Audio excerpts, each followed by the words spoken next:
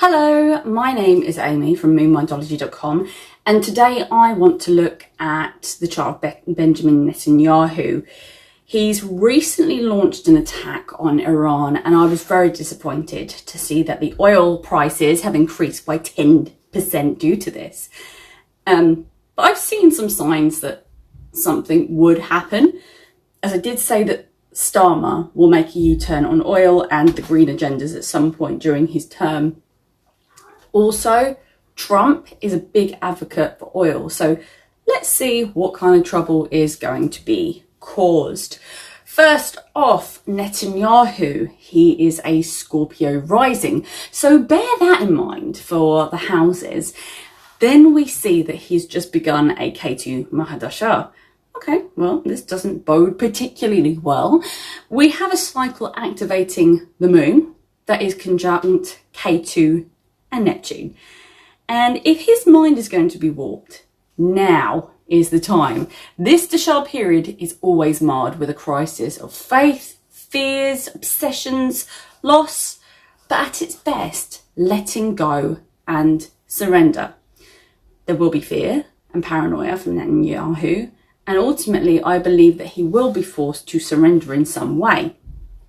Now he's moved out the dasha of Mercury, there is a drop in his luck, but Ketu is still very strong in Virgo. But it's a malefic. You can't escape the properties of the dasha ruler. If Netanyahu doesn't surrender and find some moksha, he will be removed or destroyed. Because of the paranoia, he could make decisions that are both rash and extreme, and he will undoubtedly make a lot of enemies. Interestingly, he could make friends too, as the 11th house is activated. Observing transits, the most important being Ketu, we can see that it's currently transiting the 10th house, and there can be losses in his career, and his main stresses are going to be within his work. It's obvious. The nodes have just moved into the signs Aquarius and Leo, so he's having a major change in the pace of his career right now. Ketu isn't going to aspect anything significant, but it will pass over Saturn. So what does this do? Well, it will activate great frustrations within his career, as well as also activating the 3rd and 4th houses that Saturn rules. And this means he will have the communication and home brought into the equation too. So he could be moving, which symbolises that he could lose his position. The 4th house is also the house of endings, and that's where Rahu will be sitting. Rahu transit creates a lot of disruption, so his sense of security, sense of well-being and happiness will be magnified and distorted. So he could have a bizarre sense of achievement, which ultimately has a great price.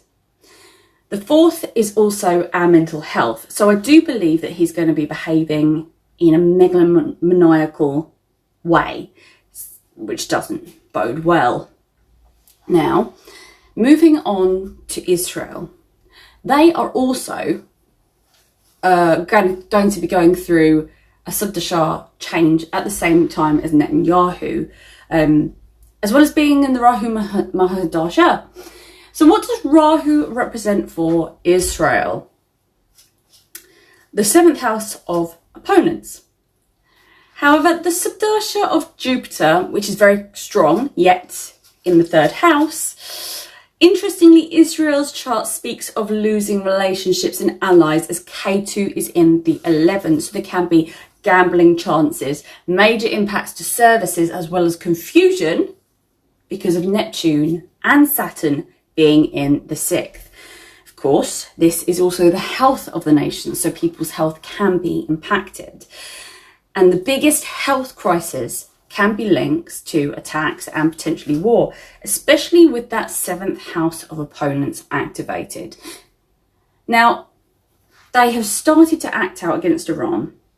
The charts I have for Iran are really, really poor. Ali Khamenei has no time of birth, and I have a 1979 chart for Iran. So Ali Khamenei is the most likely to have an Aries moon unless he is born really early in the morning. But either way, he is going to have a dark moon. So he's going to be prone to emotional issues and have a lack of nurturing from his mother. Ultimately, this impacts the happiness and the security.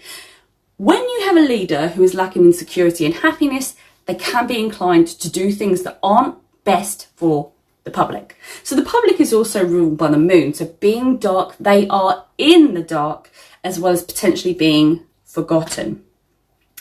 Saturn's also going to be within a few degrees of the moon, which also creates the martyr type complex. So there's a self-sacrificing element, but with the sun exalted, he believes that his ideas are wholly correct. He will sacrifice himself for the greater good, but he may also believe that the public should sacrifice himself as well. There's a very strong ego, but because of the affliction, he can use his power aggressively and not listen to others. Of course, I'm stuck for houses, and his moon is on the cusp of Pisces and Aries. The time for the Orion chart is, we just have to run with it to get some kind of idea of what's going on with the nation. So first off the bat, we have an amazing exalted moon and Jupiter, and this is really, really great. Not sure it matches what I've heard about Iran, but we'll just put that down to Western media for the time being. The problem I do see here is that Jupiter is going to be going through the 8th house, and this can create a lot of problems for Iran, be it financial or something much more sinister. There is a half nodal return, which can be very impactful. And looking into the year 2007, when the nodes were last in the same position as they are now. So 2007, they had petrol rationing riots, and we know that things suddenly deteriorated back then, as well as relationships with the West. And this was a time of unrest, and we may see that again. We could see an escalation of the aggression in the Middle East, whether or not the leader of Israel is changed. And I believe that we are going to see events that spark some problems for these two nations. That may not be de-escalated by simple means. I'm really sorry to say that this could be part of an escalation that develops into something more insidious down the years. I keep saying this, but 2028 is alarming for me. Could I be wrong? Of course. But the way things are moving politically, I am convinced that there could be an event at this time. All I'm saying is that you have time to think about and prepare for things that may or may not happen during that time. But on that sunny note, I will see you next time. Thank you very much. Catch you later. Bye.